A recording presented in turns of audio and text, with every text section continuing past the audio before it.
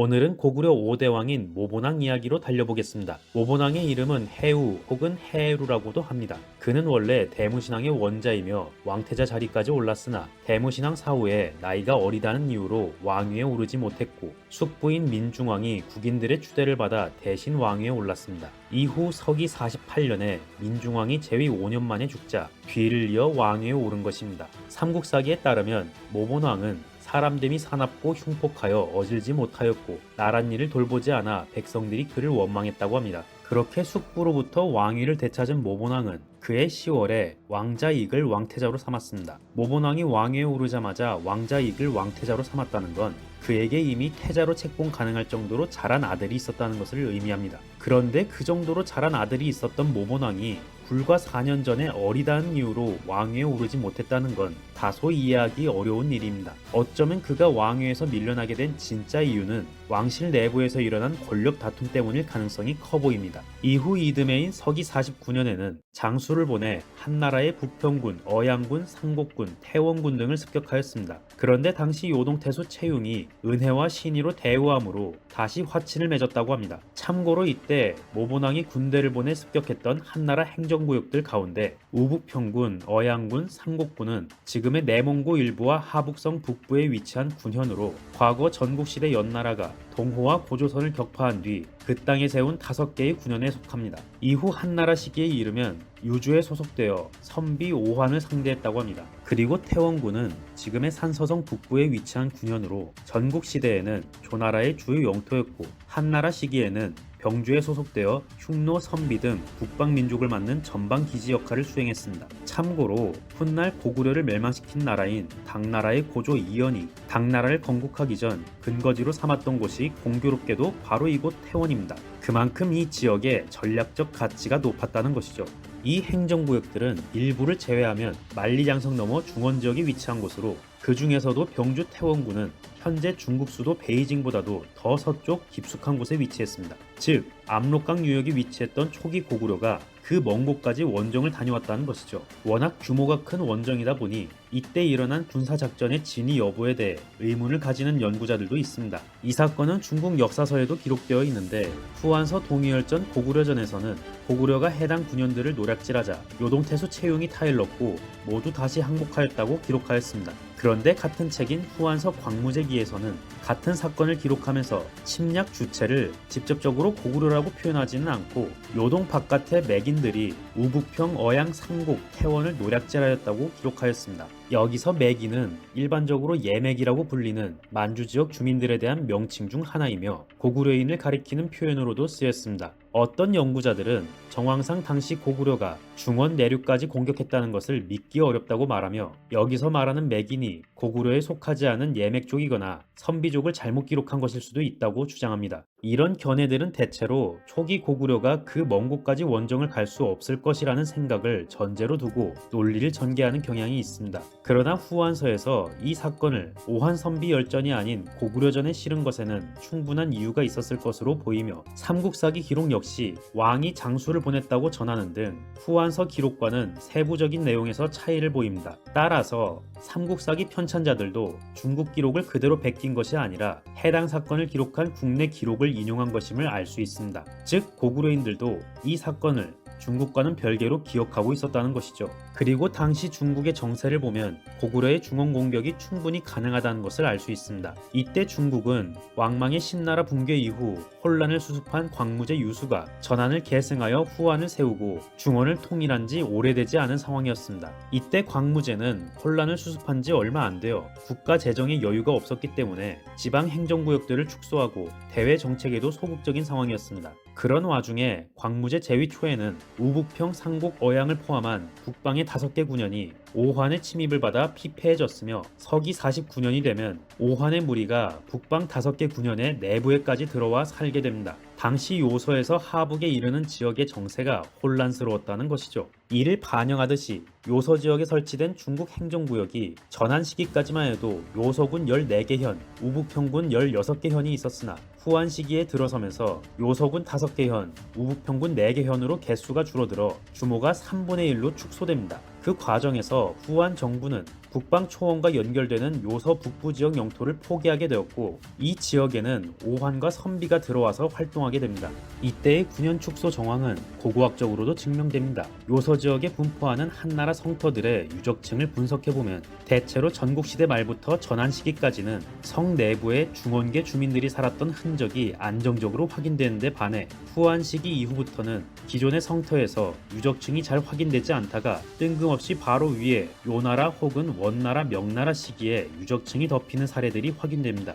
고고학에서 유적층이란 특정 기간에 사람이 해당 지표면에서 거주했음을 나타내는 증거입니다. 그런데 한나라 시기 유적층 바로 위에 무려 몇백 년 뒤의 유적층이 덮여 있다는 것은 해당 유적이 후한 이후로 폐기되어 몇백 년 동안 잊혀졌거나 유적층이 안정적으로 쌓이지 못할 정도로 주민들의 생활이 불안정해졌을 가능성이 높겠죠. 이렇듯 당시 요서 지역은 9년 축소 정책과 북방 이민족들의 침입으로 인해 빈 땅이 생겨난 것입니다. 아마 모본왕은 당시 요서 지역의 혼란을 틈타 요서 북부 지역으로 우회하여 우북평 어양 상곡군을 타격했을 것으로 보입니다.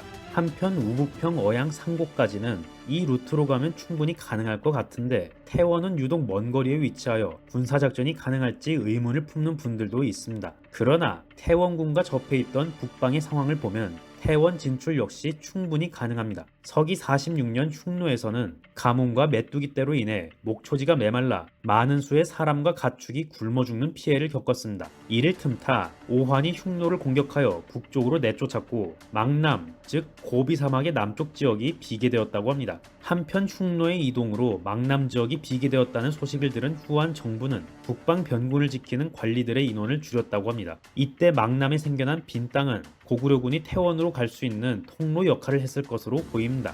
모본왕의 명을 받은 고구려군이 중원 지역까지 타격할 수 있는 루트가 확보되었다는 건 잘 알겠습니다. 그런데 한 가지 의문이 있습니다. 고구려군이 태원까지 갈 수는 있다고 해도 익숙하지 않은 루트였을 텐데 어떻게 과감한 군사작전을 진행할 수 있었을까요? 최근의 학설 중에는 당시 고구려가 오한, 선비 등의 북방민족들과 함께 군사작전을 벌인 것으로 보는 견해가 있습니다. 실제로 태원군은 고구려 입장에서 서쪽 깊숙한 곳에 위치한 내지였지만 북방 초원과 가까이 접해 있어 흉노, 선비 등의 북방민족을 방비하는 전방 기지 역할을 수행하던 곳입니다. 그러므로 태원까지 가는 길은 선비족의 도움을 받았을 가능성이 큽니다. 참고로 저번에 유리명왕 영상에서 설명드렸다시피 고구려는 유리왕 시기에 이미 만리 등의 일부 선비계 부족들을 복속시킨 바 있습니다. 아마 이때 고구려군은 이미 복속되어 있던 일부 선비족들의 안내를 받아 망남의 빈 땅으로 들어가서 태원을 타격했을 것으로 추정됩니다. 그렇다면 모본왕은 왜 굳이 가까운 요동군이 아닌 멀리 떨어진 군현들을 공격했던 걸까요? 그 이유는 크게 내부적 요인과 외부적 요인으로 나누어집니다. 우선 내부적 요인을 살펴보면 당시 고구려는 대무신왕의 사망 이후로 민중왕과 모본왕 간의 권력 다툼이 있었고 민중왕 재위 기간에는 고구려 중앙정부에 불만을 가지고 있던 자몰악부가 낙랑군으로 투항하는 등 불안정한 정국이었습니다. 이때 모본왕은 내부의 불안정한 상황을 해소하고자 과감한 대외원정을 단행했던 것으로 보입니다. 다음으로 외부적 요인을 살펴보겠습니다. 우북평, 상곡, 어양 등 서쪽 군현들의 사정이 좋지 않았던 것에 반해 당시 요동태수로 부임한 채융은 선비족의 침입을 격퇴하고 요새 밖으로 나가서 선비족들을 추격할 정도로 대외정책에 적극적인 사람이었습니다. 불과 20년 전에 요동태수의 침입을 막아냈던 고구려로서는 이런 적극적인 인물이 요동태수로 부임하였으니 안보적 불안감을 느낄만 했겠죠. 결국 채용의 요동태수 부임은 고구려와 한나라 간의 긴장관계를 증폭시키는 요인이 되었을 것으로 보입니다. 앞서 설명한 내용들을 종합해보면 모본왕은 요동태수 채용에 대한 견제와 내부의 불안정한 상황을 해소하기 위해 중원 공격을 계획한 것으로 생각됩니다. 참고로 당시 요동군은 서쪽의 4개 군현들과 달리 이민족의 침입을 잘 막아내긴 했으나 서쪽의 요서군과 우북평군이 축소되면서 요서 방면의 방어 라인이 남쪽으로 많이 후퇴한 상황이었습니다. 그러므로 요동군이 한나라 본토와 연락을 취할 수 있는 방법은 해로를 제외하면 요서 남부 라인밖에 없었습니다. 이런 상황에서 고구려와 선비가 우북평군을 점령하여 요동군과 한나라 본토를 이어주는 교통로를 차단해 버린다면 요동군이 외딴섬처럼 고립될 위험이 있습니다. 어쩌면 모본왕은 그 점을 노리고 서쪽 4개 군현들을 먼저 급습하여 요동군을 압박하려 했을 수 있어요. 그래서 어떤 연구자는 이때 모본왕이 요동군을 아예 고립시켜 점령하기 위해서 먼저 우북평군 등지를 우회 공격했을 것이라고 주장합니다.